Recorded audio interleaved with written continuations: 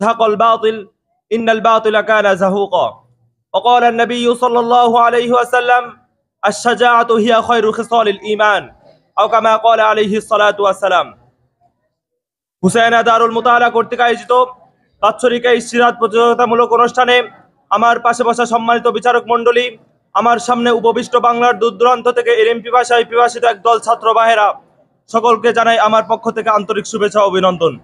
হুসাইনা দারুল মুতাআলা কর্তৃক আমাকে যে বিষয়বস্তু নির্ধারণ করে দেওয়া হয়েছে তা হলো রাসূল সাল্লাল্লাহু আলাইহি ওয়াসাল্লামের দৃঢ়তা এবং তার বীরত্ব, তার উপর কিঞ্চিত পরিমাণ আলোকপাত করব। ওয়া মা তাওফিক ইল্লা বিল্লাহ।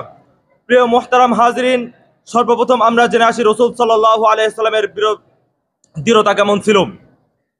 রাসূল সাল্লাল্লাহু আলাইহি ওয়াসাল্লামের গোটা জীবনটাই ছিল পরীক্ষায় পূর্ণ, কিন্তু তিনি কখনো দিনের দাওয়াত হতে, আল্লাহ তাআলার আদেশ হতে এক চুল পরিমাণ বিচ্যুত হননি।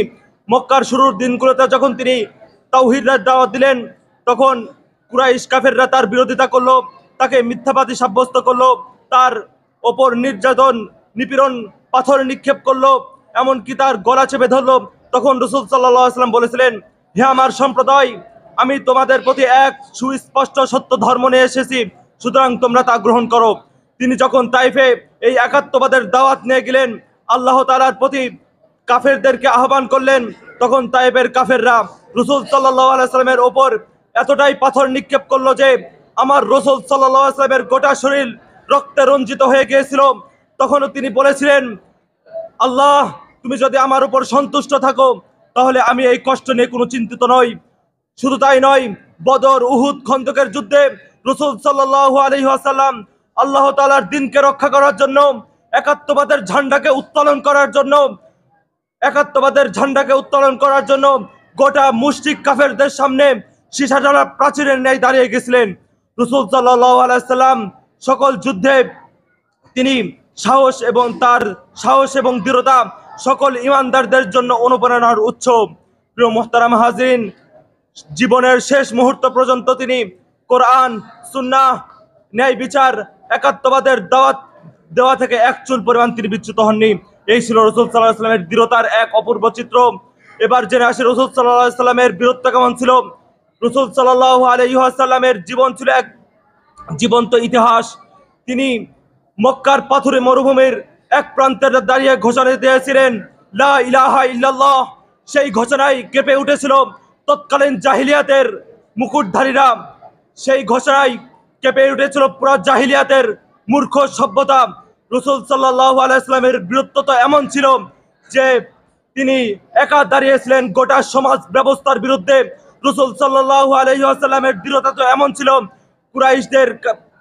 কুরাইশদের অত্যাচার, মুনাফিকদের ষড়যন্ত্র, তাইফের পাথর তাকে এই দিনের কাছ থেকে সামান্য পরিমাণ হটাতে পারে নাই। রাসূল সাল্লাল্লাহু আলাইহি ওয়াসাল্লামের বীরত্ব তো এমন ছিল যে উহুদের রক্তাক্ত ময়দানে তিনি ঘোষণা দিয়েছিলেন, আনা ইবনু আব্দুল মুত্তালিব, আনা নাবিয়্যুন লা কাযিব। রাসূল সাল্লাল্লাহু আলাইহি ওয়াসাল্লাম উহুদের ময়দানে তার বীরত্ব, সামরিক বীরত্ব প্রদর্শন করেছিলেন। রাসূল সাল্লাল্লাহু আলাইহি ওয়াসাল্লাম উহুদের ময়দানে নিজের অস্ত্র নিয়ে বীরত্বের সাথে যুদ্ধের ময়দানে ঝাঁপিয়ে পড়েছিলেন। আহত হওয়ার পরেও তিনি সামান্য পরিমাণ মনোবল হারান নাই। প্রিয় মুহতারাম হাজিরিন, রাসূল সাল্লাল্লাহু আলাইহি ওয়াসাল্লামের জীবনী মানে শুধু ভালোবাসা নয়, রাসূল সাল্লাল্লাহু আলাইহি ওয়াসাল্লামের জীবনী মানে এক সংগ্রাম সাহসের এক জ্বলন্ত দৃষ্টান্ত। প্রিয় মুসলিম উম্মাহ, আমরা এই মঞ্চ থেকে ওয়াদা করি, আমরা হাবিবে খোদা মুহাম্মদ সাল্লাল্লাহু আলাইহি ওয়াসাল্লামের আদর্শে জীবন করব, তার আদর্শেই মরব। কোন তাগুতের ভয় করব না, কোন নাস্তিক মুরতাদ বাতিলের সামনে মাথা নত করব না, কারণ আমরা আল্লাহ তাআলার সৈনিক, একমাত্র রাসূল সাল্লাল্লাহু আলাইহি ওয়াসাল্লাম আমাদের নেতা। সুতরাং যার বিরুদ্ধে উহুদের প্রান্ত কেঁপেছে, যার বিরুদ্ধে বদরের প্রান্ত কেঁপেছে, যার বিরুদ্ধে খুন্দকের ময়দান কেঁপেছে, যার বিরুদ্ধে এখনো পর্যন্ত তার নামে গোটা মুশরিক কাফেররা ভয়ে কম্পিত হয়। প্রিয় মুসলিম উম্মাহ, এই রাসূলের উম্মত হয়ে আমাদের উচিত ভীরু না হয়ে সাহসী হওয়া, নীরব না থেকে সত্য বলার শক্তি অর্জন করা। এই বলে আমার সংক্ষিপ্ত বক্তব্য শেষ করছি।